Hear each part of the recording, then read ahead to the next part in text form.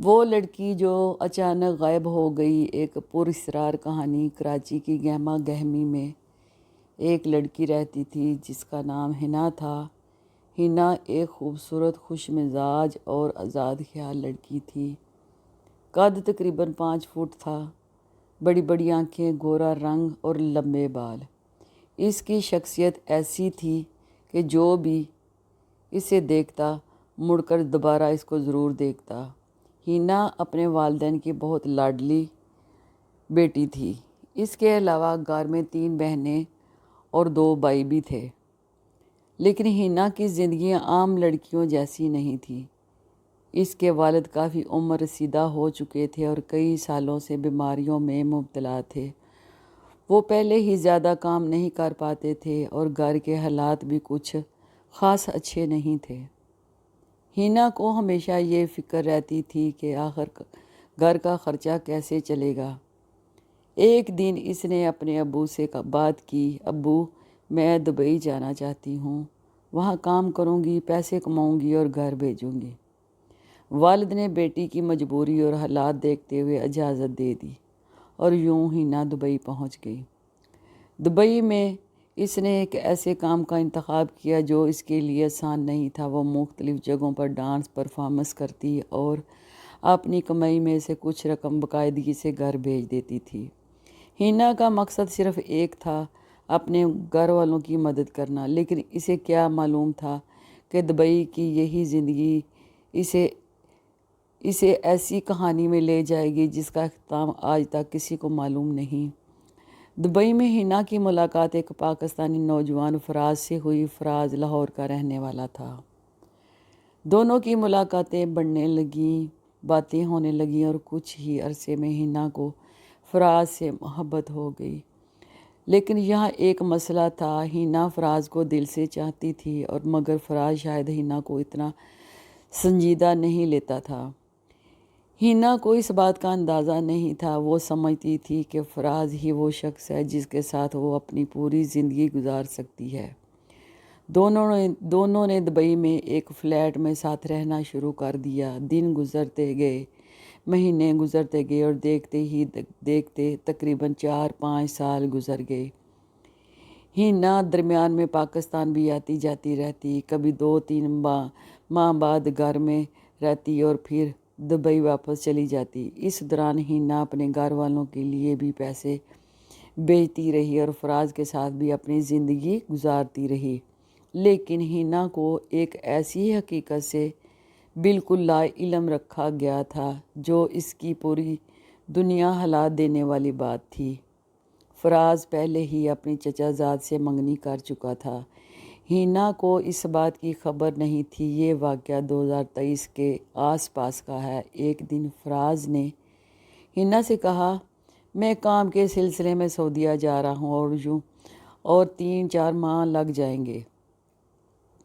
یہ پیسے رکھو، اپنے لیے کوئی خوبصورت گولڈ کا لاکر خرید لانا۔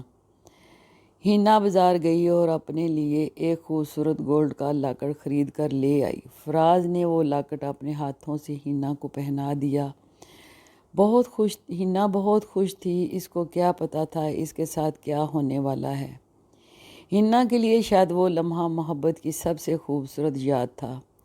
فراز بھی نہ چاہتے ہوئے بھی رابعہ کی طرف دیکھتا رہا، لیکن فراز کے ذہن میں کچھ اور ہی چل رہا تھا۔ کچھ دن بعد فراز نے حنا سے کہا، میں ابھی سعودیہ نہیں جا رہا، میری والدہ کی طبیعت خراب ہے، مجھے پاکستان جانا پڑے گا۔ پہلے ہی فراز نے حنا کو بتایا تھا کہ میں سعودیہ 3 ماہ کے لیے جانا ہے، لیکن پھر اب دوبارہ اس نے کہا کہ میں نہیں جا رہا۔ حنا نے اسے روکنے کی کوشش کی مگر فراز نے کوئی نہ کوئی بہانہ بنا کر اسے یقین دلایا کہ وہ جلدی واپس آ جائے گا۔ حقیقت یہ تھی کہ فراز نے حنا سے دور ہونے کا منصوبہ بنا لیا تھا۔ اس نے حنا کو ایک دوسرے گھر میں منتقل کر دیا اور کہا، تم یہاں رہو، جب میں واپس آؤں گا تو تمہارا سارا حساب کر دوں گا۔ حنا کو کیا معلوم تھا کہ وہ جس شخص پر 5 سال سے بھروسہ کر رہی تھی وہ اس سے ہمیشہ کے لیے جان چھڑوانے کی کوشش کر رہا ہے۔ شاید اس کے ذہن میں یہ چل رہا تھا کہ آہستہ آہستہ اس سے میں اپنی جان چھڑا لوں۔ فراز نے دبئی میں اپنے ایک دوست کے پاس رہنا شروع کر دیا۔ وہ اس کو فون پر تسلیاں دیتا رہا، ہینا پریشان نہ ہو، میں جلدی آ جاؤں گا۔ کسی کو کوئی خبر نہیں تھی کہ وہ حقیقت میں کہاں ہے۔ پھر کچھ عرصہ بعد فراز پاکستان چلا گیا۔ ایک دن ہینا کو فراز کا دوست ملا۔ اس نے ہینا سے کہا، تمہیں پتہ ہے ہینا، فراز شادی کر رہا ہے، وہ اسی مقصد سے پاکستان گیا ہے۔ ہینا نے جب یہ خبر سنی تو اس کے قدموں تلے سے زمین نکل گئی۔ تم یہ کیا کہہ رہے ہو؟ ہوش میں تو ہو؟ فراز میرے ساتھ جھوٹ کیوں بولے گا؟ سچ میں وہ پاکستان شادی کے لیے گیا ہے۔ تمہیں لگتا ہے کہ میں جھوٹ بول رہا ہوں؟ تم ابھی فون کر کے پتہ کر لو، یقین ہے تو۔ اور حیرت کی بات یہ تھی کہ شادی سے صرف ایک دن پہلے ہینا کو اس حقیقت کا علم ہوا۔ ہینا سے بولا نہیں جا رہا تھا۔ اس کو تو ایسے تھا جیسے کسی نے کرنٹ لگا دیا ہو۔ پھر ہینا نے فراز کو فون کیا، فراز تم کدھر ہو؟ فراز پریشان سا ہو گیا۔ اس کو کوئی جواب دینا نہیں آ رہا تھا۔ میری بات کا جواب دو، میں تم سے کچھ پوچھ رہی ہوں۔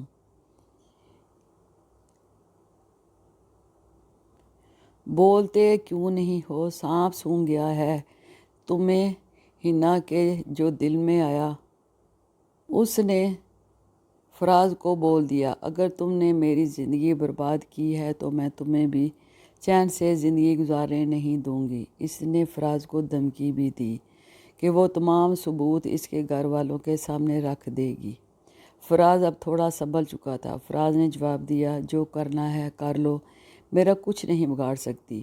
ارے تم کیا بتاؤ گی میرے گھر والوں کو؟ میں نے آلریڈی ہی سب کو اپنے بارے میں اور تمہارے بارے میں بتا دیا ہوا ہے۔ مجھے پتا تھا تم میرا پیچھا چھوڑنے والی نہیں ہو۔ جب ہینا نے فراز کے بدلے ہوئے تیور دیکھے تو اس نے غصے سے فون بند کر دیا۔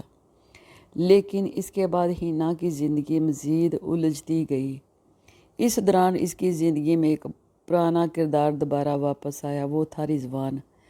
رضوان وہی شخص تھا جس سے ہینا کبھی پاکستان میں محبت کرتی تھی اور جس کے پیچھے وہ کسی زمانے میں دبئی تک آ گئی تھی۔ لیکن رضوان بھی ہینا کے ساتھ مخلص نہیں رہا تھا۔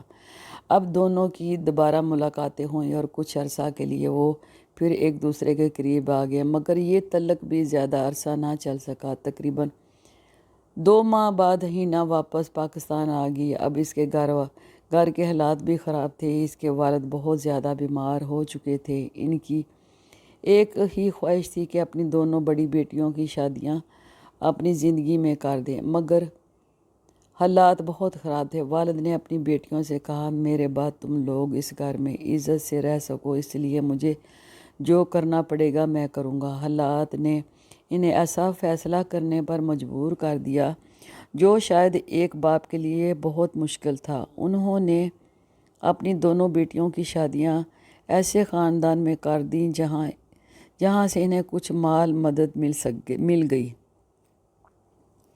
اس رقم سے گھر کی مرمت کروائی گئی اور باقی ضروری اخراجات پورے کیے گئے۔ کچھ عرصہ بعد دونوں بیٹیاں اپنے اپنے گھروں کو چلی گئیں۔ ہینا بھی اپنی شادی شدہ زندگی شروع کر چکی تھی۔ شادی کے کچھ عرصہ بعد ہینا کا والد بھی اس دنیا سے رخصت ہو گیا تھا، لیکن ہینا کا مزاج ہمیشہ آزاد خیال تھا۔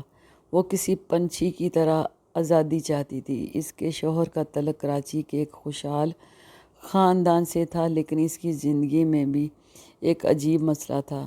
گھر کے مختلف حصوں میں کیمرے لگے ہوئے تھے۔ یہاں بتانا ضروری ہے کہ ہینا کا خاوند پہلے سے شادی شدہ تھا اور اس کے بچے بھی تھے۔ وہ بھی ہینا کی عمر کے تھے۔ ہینا کا خاوند بات بات پر اس پر شک کرتا اور اس نے یہاں تک کہ اپنے گھر سے کچن سے لے کر لانچ تک کیمرے لگوائے ہوئے تھے۔ ہینا کو ہر وقت ایسا محسوس ہوتا تھا جیسے اسے کوئی دیکھ رہا ہو۔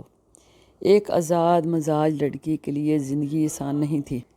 ایک آزاد مزاج لڑکی کے لیے یہ زندگی گزارنا آسان نہیں تھا۔ وقت گزرتا گیا۔ ہینا نے हालात के साथ समझौता करने की कोशिश की, लेकिन फिर अचानक एक दिन दुबई से एक फ़ोन आया। फ़ोन करने वाला फराज था। इसने हिना की एक जानने वाली खातून से रब्ता किया।